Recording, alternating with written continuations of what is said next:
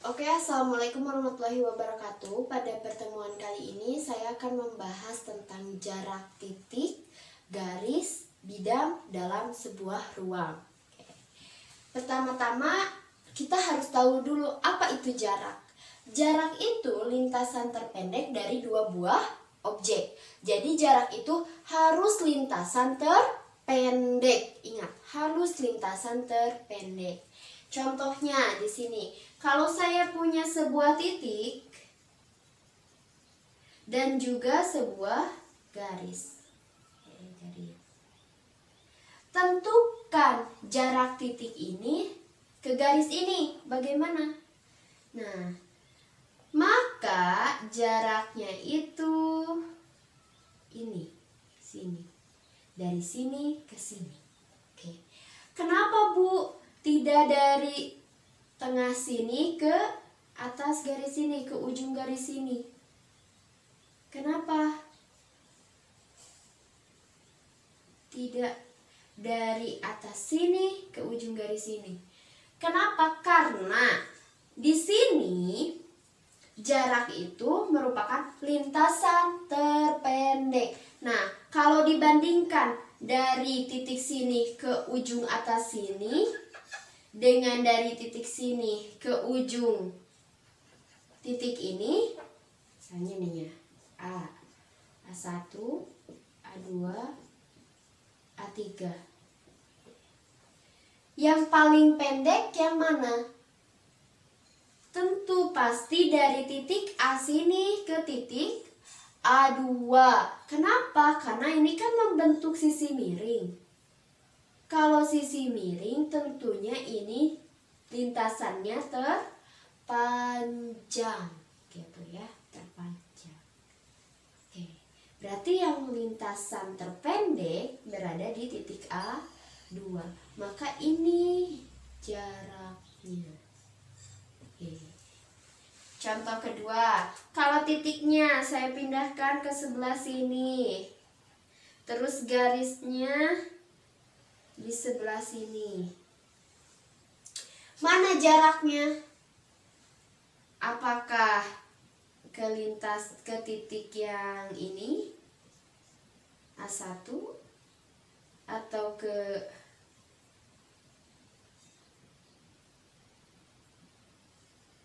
A2 atau bahkan ke A3? Yang mana? Ini titik A. Yang mana yo?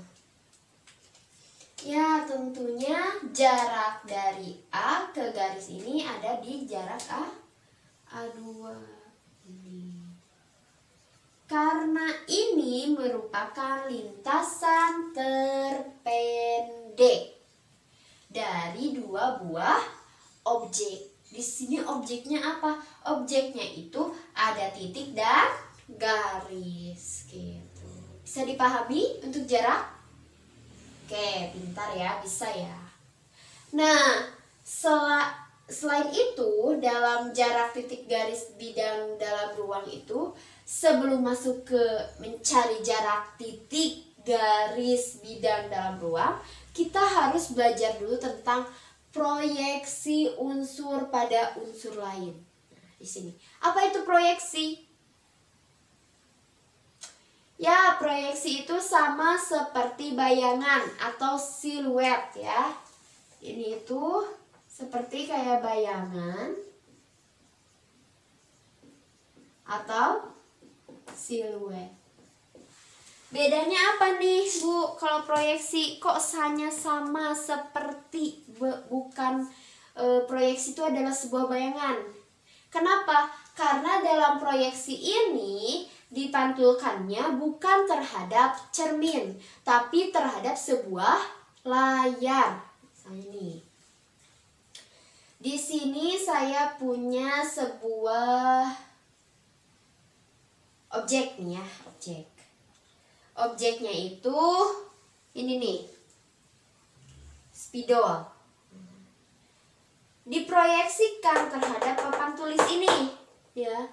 Ini layar. Anggap papan tulis ini sebuah layar. Terus saya kasih sinar nih di atasnya. Set. diberikan pantulan cahaya. Berarti si bayangannya ada di mana? Nah, ada di layar itu sendiri nih, nempel di layar ini, tidak menembus ke layar kan? Karena layarnya itu bukan sebuah cermin gitu. Tapi atau nih saya berdiri di sini. Siluet saya ada kan? Layar saya ini, tangan saya nih. Layar saya adalah papan tulis. Berarti tangan saya ada di mana? Ada di papan tulis ini nih. Dengan benda yang sama-sama tangan gitu. Untuk proyeksi. Kalau misalnya di sini si layarnya itu sebesar ini, kotak ini. Untuk layar, ini layar ya. Layar. Sebesar kotak ini.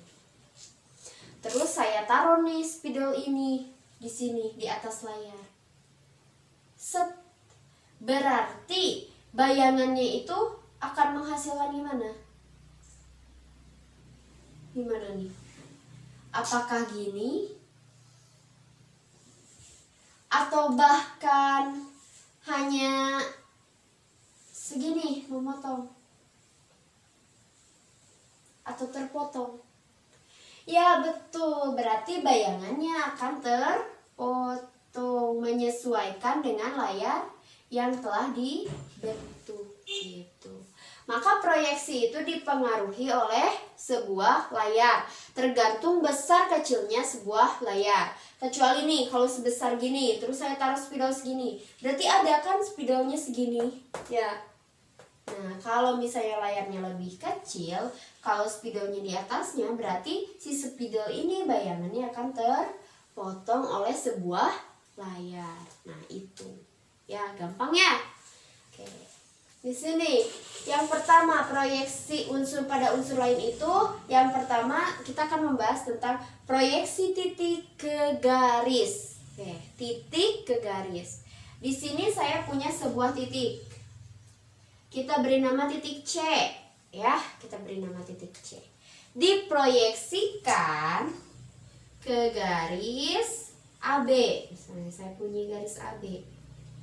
Oke. Dikasih pantulan sinar cahaya meresep. Berarti bayangannya ada di mana? Betul, bayangannya terletak pada garis itu sendiri dengan lintasan pendek. Nah, berarti si bayangannya ada di garis itu sendiri, di garis AB ya. Di sini kita beri nama C aksen untuk bayangannya.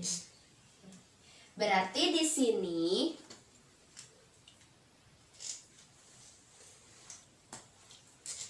C itu sebagai yang diproyeksikan,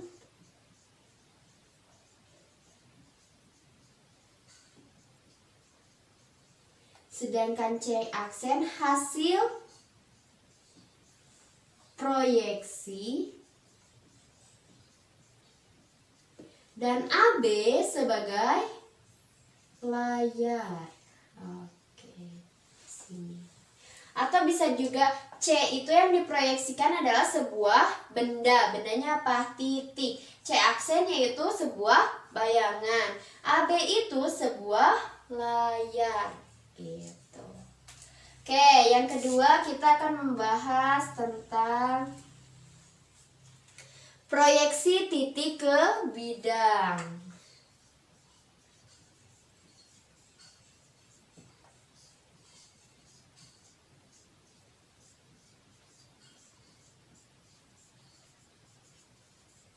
Sama seperti tadi.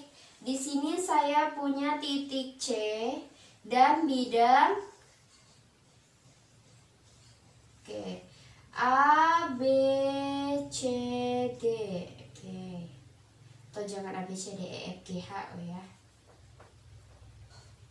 E, F, G, H. Berarti kalau di sini saya punya titik diproyeksikan terhadap EFGH, berarti titiknya ada di mana? Ada di dalam bidang itu sendiri dengan lintasan terpendek. Nah, pasti si C aksennya itu di sini. Berarti untuk C-nya yang diproyeksikan, untuk C aksennya hasil proyeksi, terus untuk EFGH adalah sebuah layar gitu ya. Kalau ibaratnya nih, saya punya, si belum ngerti di sini nih sebuah bidang, ini titik nih, set di sini, berarti titiknya terus dikasih sinar matahari, sinar cahaya gitu ya di atasnya, berarti titik ini ada di mana? Ada di tengah-tengah bidang ini ya, tentunya ada di lintas, ada di sini nih, dalam, ada pada bidang gitu, untuk proyeksi titik ke bidang. Gampang ya. Yang ketiga, kita akan membahas tentang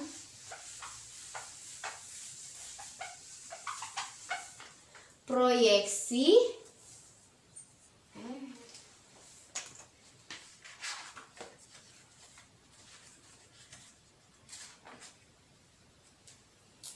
garis ke garis.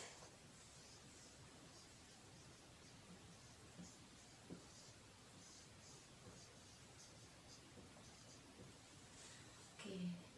Di sini proyeksi garis ke garis. Kalau saya punya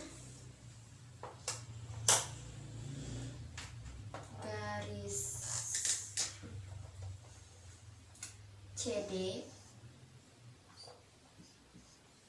diproyeksikan terhadap garis AB, garis AB, maka hasil proyeksinya gimana? Hasil proyeksinya ada pada garis AB. Nah, gimana Bu bentuk garisnya? Bentuk garisnya kita tinggal tarik garis tegak lurus. Di sini sebagai C aksen dan di sini sebagai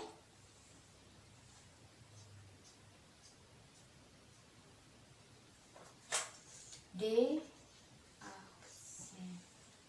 Nah, berarti ini hasil proyeksinya. Oke, gitu ya. Bukan apa Bu, di sini tadinya miring tapi hasil bayangan dari layarnya itu lurus. Nah, kita coba perhatikan di sini. Kalau saya punya nih di sini diproyeksikan terhadap sebuah garis, set gitu ya. Ini garis nih. Diproyeksikan terhadap garis. Nih, ini saya menyingkong set ininya. Apakah si garis ini juga miring dalam penggaris ini? Tidak ya, ternyata, tapi dia lurus mendatar dengan hasil proyeksinya itu lebih pendek dari hasil yang diproyeksikan. Oke, contoh lain nih. Di sini lebih miring lagi. Iya gitu Bu, misalnya lebih pendek gitu kan kalau misalnya garisnya miring. Lebih miring lagi nih. Di sini CD. Proyeksikan terhadap garis AB. Proyeksikan. Berarti C aksennya di sini.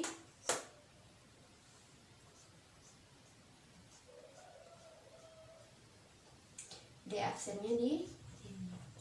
Oke, untuk CD itu ukurannya kalau saya ukur di sini 6 cm dan di sini akan menghasilkan 3,5 cm. Jadi terbukti kalau hasil proyeksi sebuah garis terhadap AB, terhadap garis lagi, akan menghasilkan garis yang lebih pendek atau lebih kecil. Itu proyeksi dari garis ke garis. Oke, sekarang dari garis ke bidang. Kita hapus ya yang ini.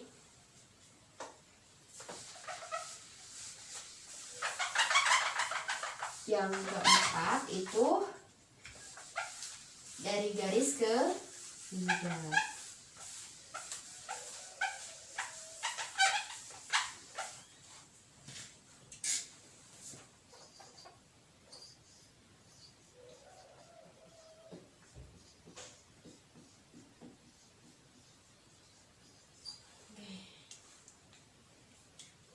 Sini.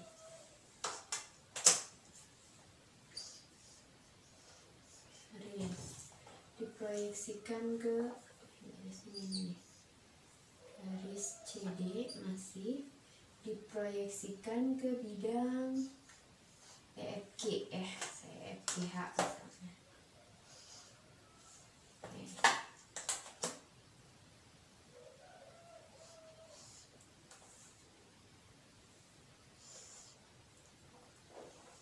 Ke bidang EFGH. Oke. Di sini contohnya nih. Saya punya buku ini. Terus saya kasih nih. Ini miring. Oke, bidang ini si spidol ini kita proyeksikan terhadap bidang. Berarti hasil proyeksinya gimana? Hasil proyeksinya berarti ada dalam bidang itu sendiri. Si garisnya itu ada pada bidang. Nah, gimana Bu nyari hasil proyeksinya? Kita tarik saja garis CD ini tegak lurus terhadap bidang. Nah, di sini.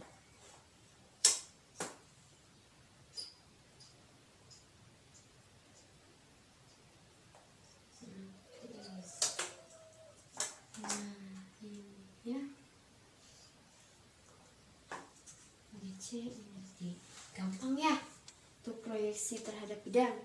Di sini CD-nya yang diproyeksikan, CD aksen hasil proyeksi, dan layarnya mana? EFGH gitu. Yang selanjutnya proyeksi terhadap bidang ke bidang. Bidang ke bidang. Kalau di sini saya punya bidang berbentuk trapesium.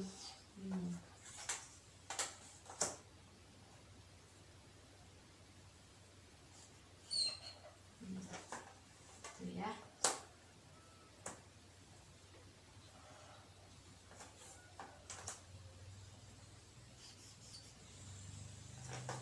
Bidangnya trapesium.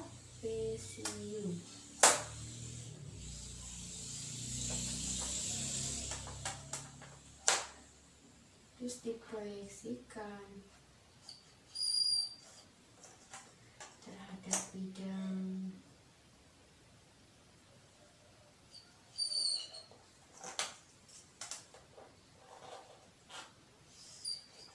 Ya, di sini A, B, C, D, di sini E, F, G. Berarti hasil proyeksinya gimana?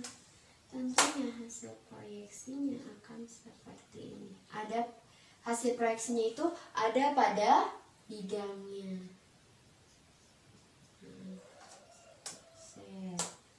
Sini B aksen.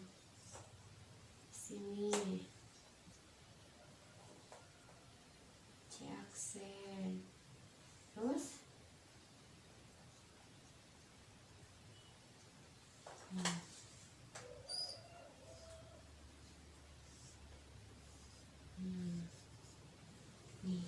tentunya si bidangnya ada pada bidang gitu ya. Di sini A B C D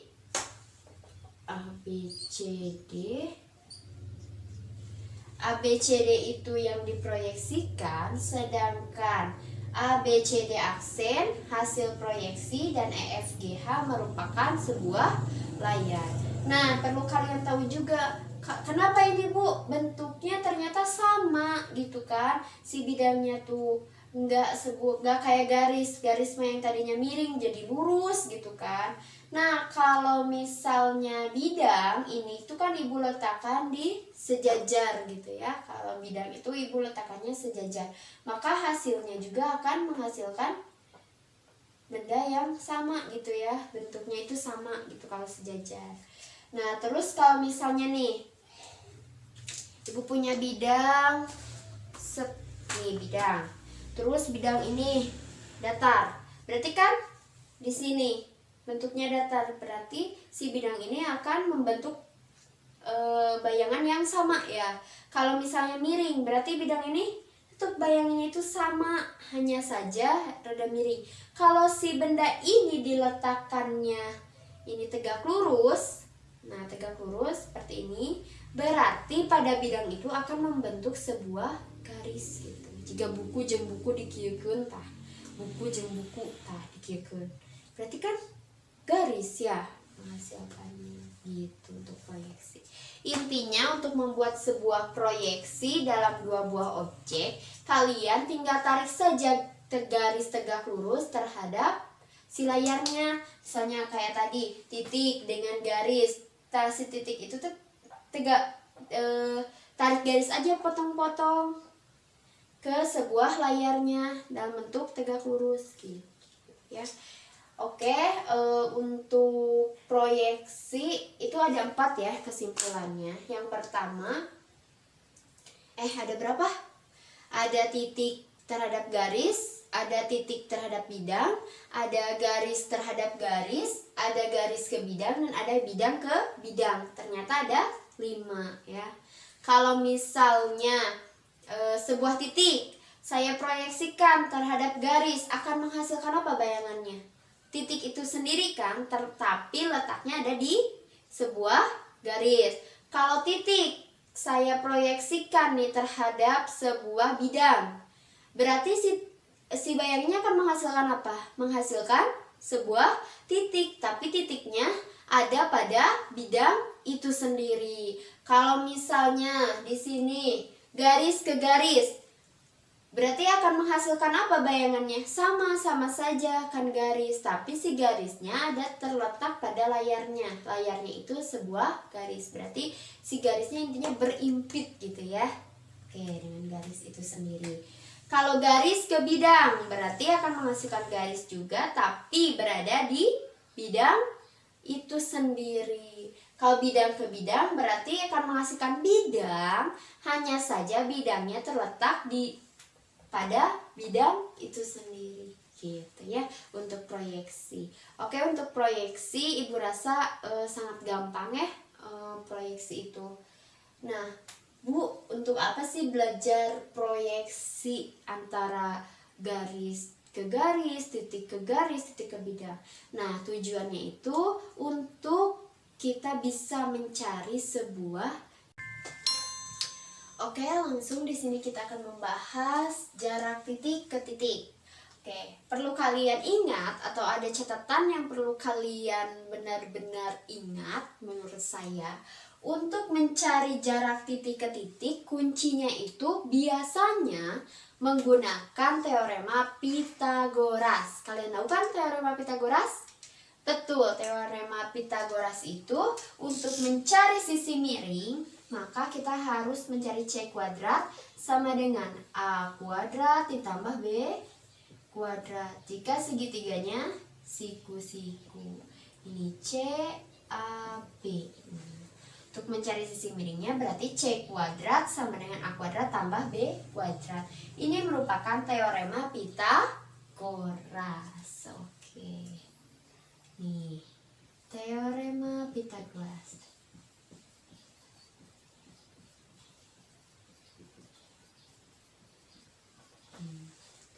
Oke, untuk menggunakan teorema Pitagoras, biar lebih cepat, tidak usah menghitung menggunakan rumus, kalian harus mengingat diagonal dalam mencari jarak titik ke sebuah titik. Berarti ingat nih, diagonal dalam sebuah ruang itu ada apa aja? Ada diagonal bidang dan diagonal ruang. Kalau diagonal bidang itu kalian rumusnya rusuk diakarkan 2 untuk jaraknya. Sedangkan jarak diagonal ruang itu rusuk diakarkan 3. Nah, di sini rusuknya itu kan di sini A. Nah, kalau di sini berarti 12, tentukan diagonal bidang terhadap ruang kubus ini. Berarti kalau misalnya di sini 12, berarti diagonal bidangnya 12 akar 2 gitu. Oke, di sini nih, Bu, saya belum paham diagonal bidang tuh yang gimana, diagonal ruang itu yang gimana. Nah, saya akan beri contoh. Di sini saya punya sebuah kubus. Kubusnya itu belum saya beri nama ya. Kita beri nama kubusnya. Untuk memberi nama sebuah kubus, tentunya kita mulai di sebelah kiri ke sebelah kanan. Berhenti di kiri lagi ya. Maka A, B, C, D. Ini E, F, G, H. Nah, yang mana saja diagonal bidang? Diagonal bidang itu diagonal atau sisi miring yang ada pada sebuah bidang. Nah, seperti ini. Nih. Oke. Berarti ini merupakan AC, merupakan diagonal bidang. Mana lagi? Oke, pintar. D, E. Diagonal bidang. Terus mana lagi yang ada bidang? Nih, pada bidang B, C, G, F, diagonal bidangnya mana? Bisa B, G, bisa BG, atau juga bisa F, C. Oke. Dalam bidang D, C, G, H, itu mana saja diagonal bidangnya? D ke G, terus C ke H, gitu ya.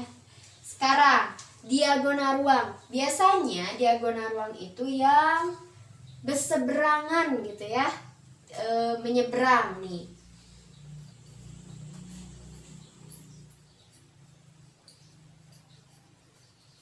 Diagonal ruang. Yang mana, Bu? Misalnya gitu. Di sini titik A berseberangan dengan mana? Dengan G. Berarti nih, gitu ya, bersilangan. Diagonal bidangnya, diagonal ruangnya itu A, G. Titik B ini dengan mana? Dengan H. Berarti diagonal ruangnya B, H. Titik C di sini, yang mana diagonal ruang? Dengan yang mana? Dengan yang E, gitu kan? Nyebrang gitu tuh, menyeberangi sebuah garis ini. Tuh, nyebrang. Yang ini menyeberang garis ini. Nah, yang ini menyeberang garis mana? Nah, sama menyeberang. Berarti untuk untuk B dengan E. Mana lagi? Bukan B dengan E, tapi C dengan E. Ini, sini menyeberang. Untuk D, berarti dengan yang mana D? D dengan F tentunya ya. Nah, itu untuk diagonal ruang. Kalau misalnya saya tanya, di sini rusuknya 6. Tentukan jarak dari A ke C. Berarti A ke C itu termasuk diagonal apa? Diagonal bidang. Tadi diagonal bidang itu berarti jaraknya untuk AC tinggal dipakai akar 2. Berarti 6 akar 2. Nah, nih untuk diagonal bidang. Kalau saya di sini taruh 6, masih 6. Tentukan jarak BH. BH nih. Berarti BH termasuk diagonal apa? Diagonal ruang. Berarti kalau jarak dari B ke H itu untuk diagonal ruang tinggal A akar 3.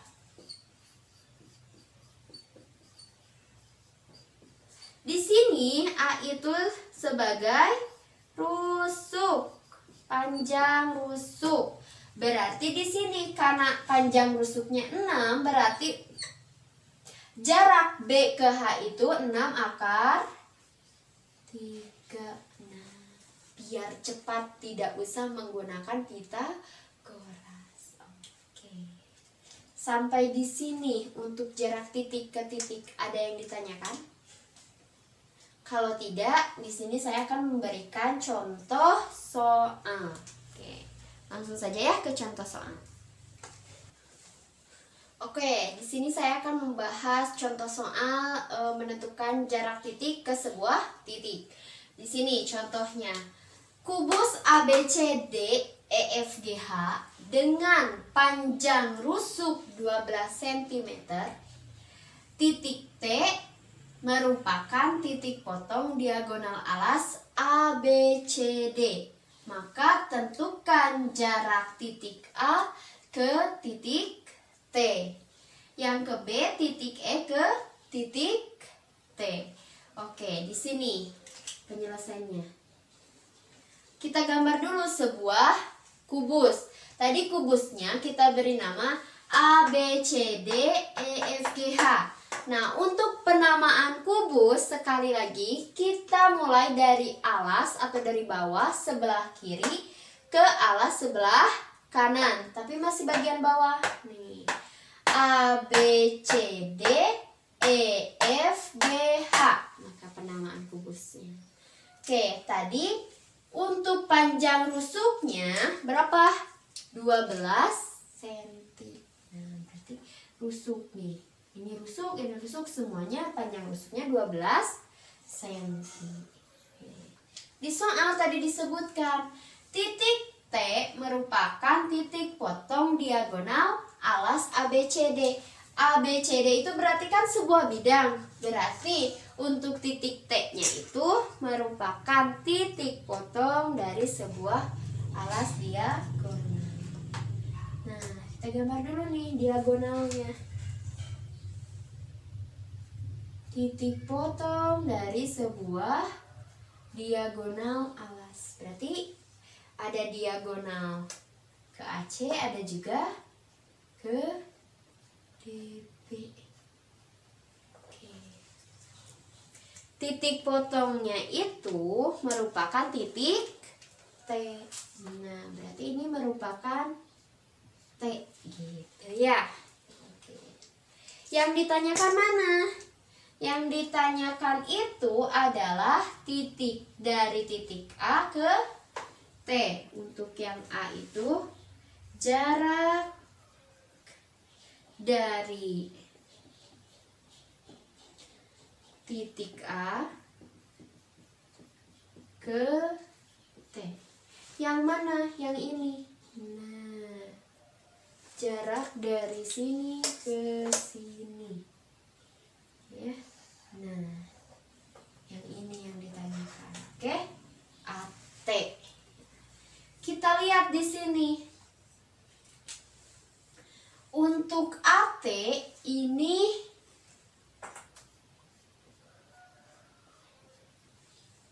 setengahnya dari AC gitu kan. Berarti 1/2 dari AC. Nah, kita lihat di sini. AC ini termasuk diagonal apa dalam kubus? Diagonal Ingat diagonal apa yang ada di bidang? Diagonal sebuah bidang. Berarti AC itu merupakan diagonal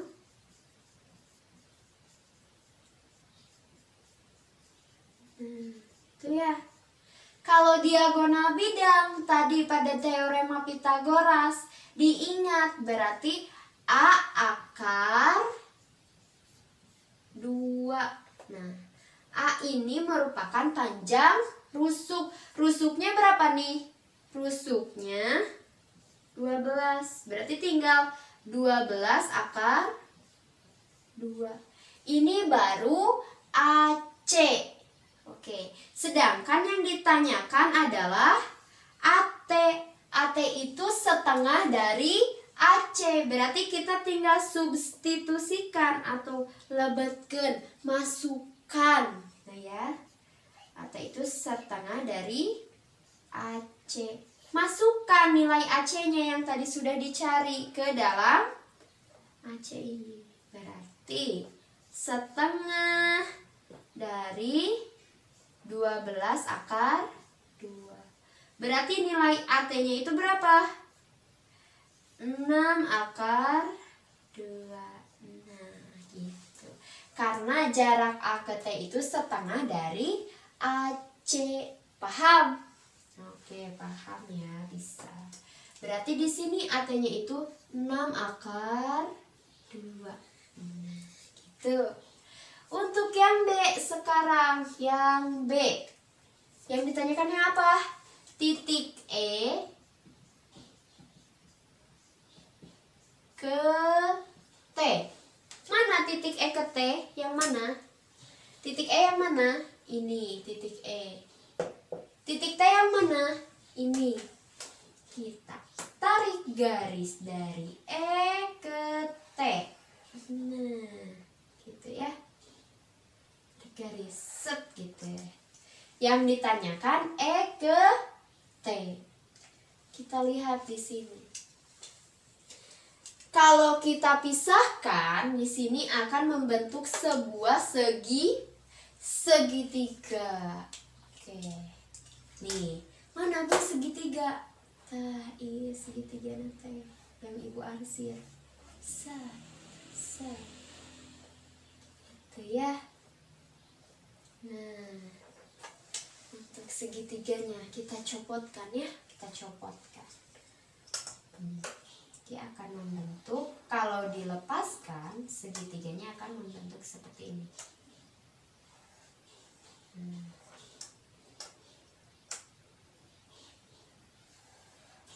Di sini A, P, E. Tadi AT-nya berapa? 6 akar 2. Yang ditanyakan ET. Bu, nilai AE-nya berapa? AE kan panjang rusuk. Tadi disebutkan panjang rusuknya 12. Nah, kalau seperti ini untuk mencari sisi miring pada diagonal siku-siku, ya, ternyata pada diagonal siku-siku ini menggunakan teorema Pitagoras. Berarti di sini untuk mencari ET kuadrat sama dengan AT kuadrat ditambah dengan AE kuadrat. Nah, untuk ET kuadrat di sini AT-nya berapa? 6 akar 2 kuadratkan ditambah AE-nya 12 kuadrat. Berarti untuk ET kuadrat sama dengan 6 akar 2 dikuadratkan. Berarti artinya 6 akar 2 dikali 6 akar 2. Nah, berarti 6 kali 6, 36. Dikali akar 2 kali akar 2, akar 4. Berarti 36 dikali akar 4 itu berapa? 2. Nah, berarti 36 dikali 2 itu hasilnya 72. Berarti 6 akar 2 dikuadratkan itu hasilnya 72. Ditambah 12 kuadrat itu berapa? Ya, betul, 144. Oke. Ini untuk ET kuadrat. Berarti hasilnya 216. Tinggal dijumlahkan ya. Ini baru ET kuadrat. Yang ditanyakan titik E ke T, berarti ET saja. Karena ini bentuknya kuadrat, maka kebalikannya akar dari untuk ET akar dari 216. Atau bisa juga 36 dikali 6. Akar 36 berapa? 6. Berarti 6 akar 6 hasilnya. Oke. Ini untuk panjang ET. Nah, itu merupakan contoh dari mencari jarak titik ke titik. Sampai di sini ada yang ditanyakan? Oke. Kalau ada, silahkan tanyakan. Kalau tidak, maka akan langsung saya beri latihan soal, ya. Sekian mungkin penjelasan kali ini, pertemuan kali ini. Apabila ada yang ditanyakan, silahkan tanyakan di grup atau bisa japri ke saya. Untuk perhatian kalian, saya ucapkan terima kasih. Wassalamualaikum warahmatullahi wabarakatuh.